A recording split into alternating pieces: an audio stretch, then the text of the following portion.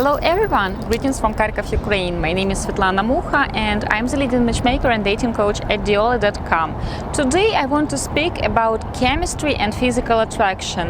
I know that within the last 5 years of this channel I have devoted numerous videos and countless dating tips to physical attraction and chemistry, but I suggest to discuss this topic again because people tend to fall for the same mistakes on and my collection of funny dating stories keeps growing, so this is why today we will speak about chemistry again. Don't get me wrong, I totally understand that chemistry and physical attraction are important. Looks is important.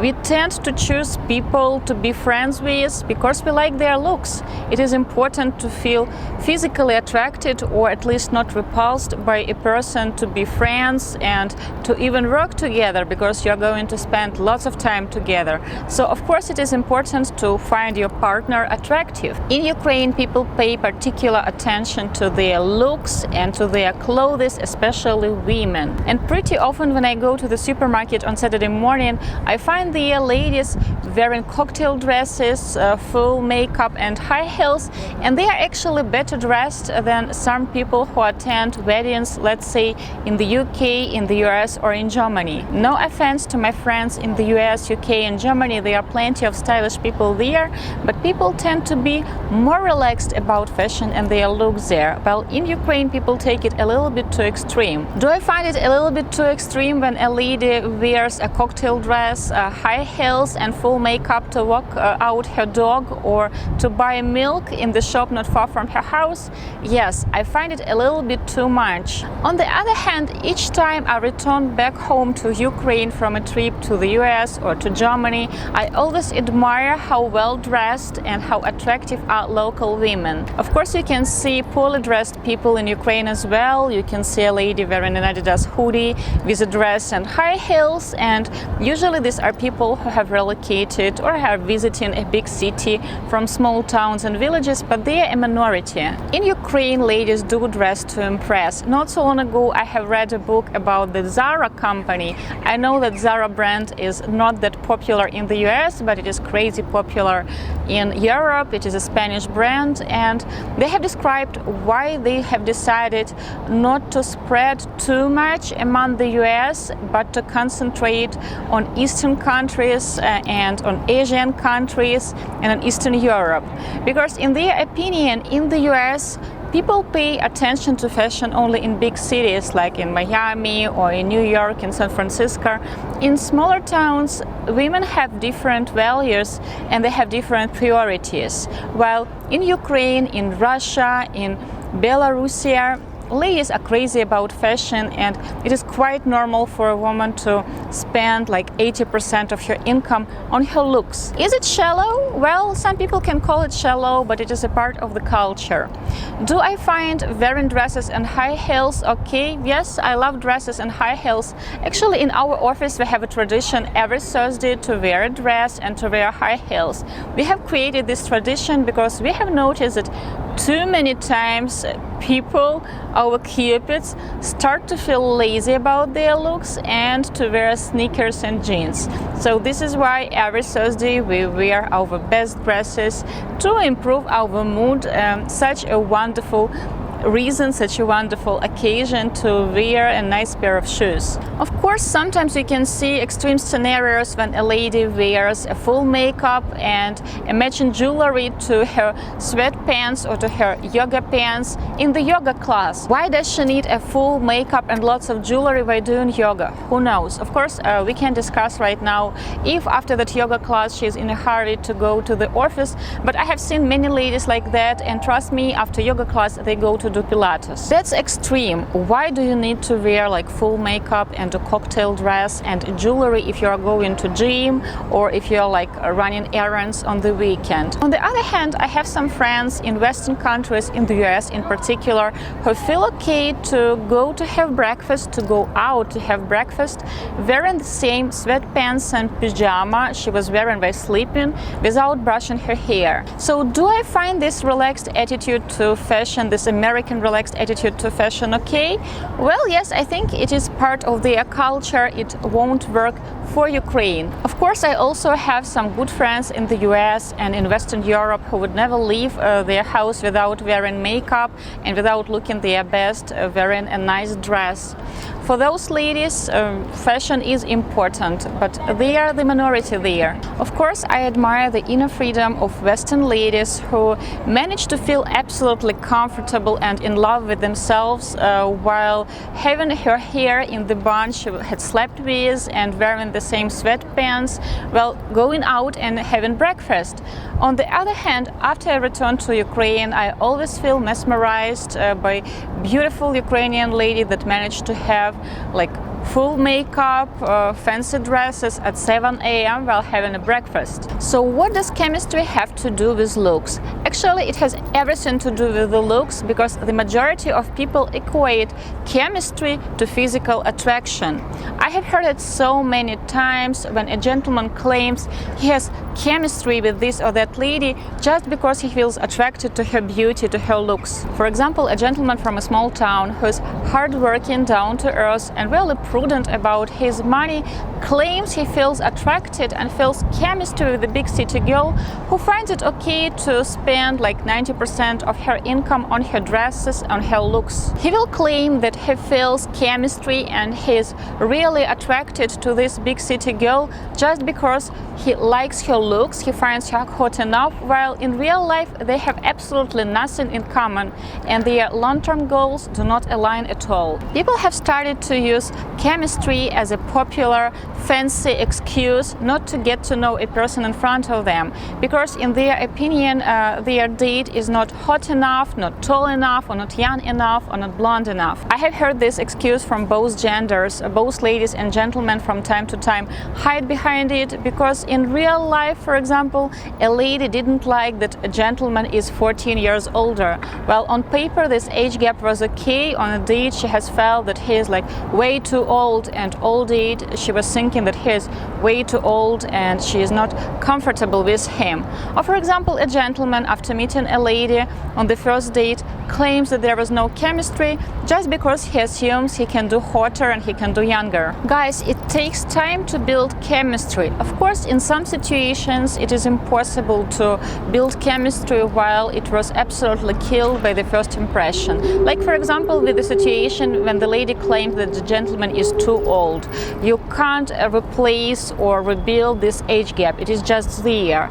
Or in the situation when the guy or the lady is just talking too much and are not paying too much attention on their partners, then of course such first impression, it can't be rebuilt after the first date. There can be a different scenario when a gentleman and a lady go out on a date and the date lasts at least 3 to 4 hours, and you can tell that they don't want to finish the date because after they finish their lunch or their dinner they start ordering desserts, then coffee, then maybe a glass of wine, then they suggest to go out for a walk. So you can tell at once that they don't want this date to end, they want to spend more time together. So of course two people to spend 3 or 4 hours together should have something in common, because you have to be talking for these 3 or 4 hours about something. You have to feel comfortable and interested to be willing to spend these 3 or 4 hours and to try to prolongate them by ordering coffee and ordering desserts. So you can't claim that you don't have anything in common. But nowadays people become greedier, singles become greedier. It is not enough for them